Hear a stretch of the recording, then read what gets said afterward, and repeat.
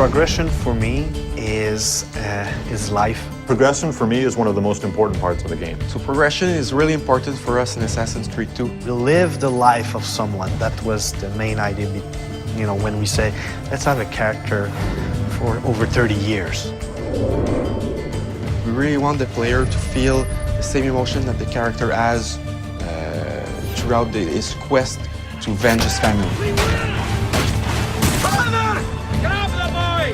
I'll kill you for what you've done! Our game begins in 1476 and it ends in 1503. So it's a considerable span of years for a video game. It's the height of the Italian Renaissance. This is when the most beautiful paintings, the greatest sculptures, the most wonderful architecture are all being built and created. And at the same time, it's a period of political intrigue and drama and violence as well. What do you want, Vieri? So many things. A prettier bride. Oh, and yes, your life. There was a lot of really sparks of energy and interesting ideas that happened during that period. We also want our character to go through a change. I think the mission structure is completely compatible to the time span that we want to cover. In the sense that it allows us to have some flexibility and really focus on the most poignant events that happen in history and in Ezio's life throughout his progression. Throughout the game, he's going to encounter people. I was hoping you could help me with something. He will have friends that will teach him abilities. He will be taught fighting by his uncle. He will learn a few skills from the different groups of different factions in the crowd. I'm going to teach you how to survive. He'll also learn by himself a few tricks.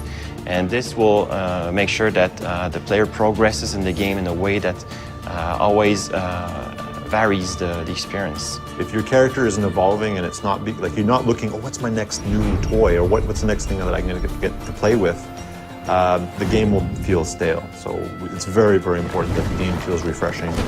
Every new mission that you play, there's something to look forward to at the end of it. The more and more the game progresses, the more anger he has, and the more he has to let out that anger.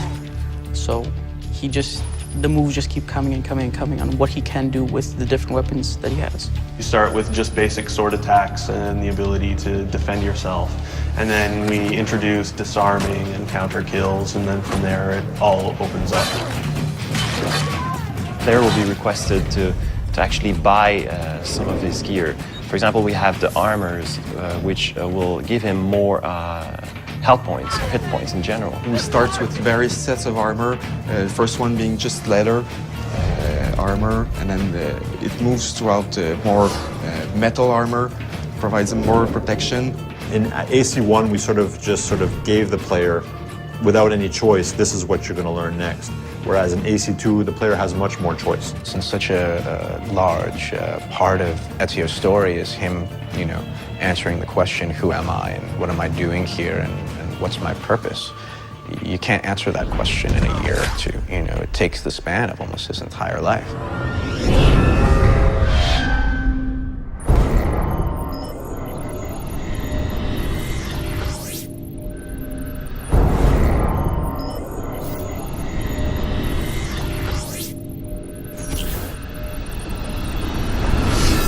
Somewhere on a rooftop, there's a hero in a hood.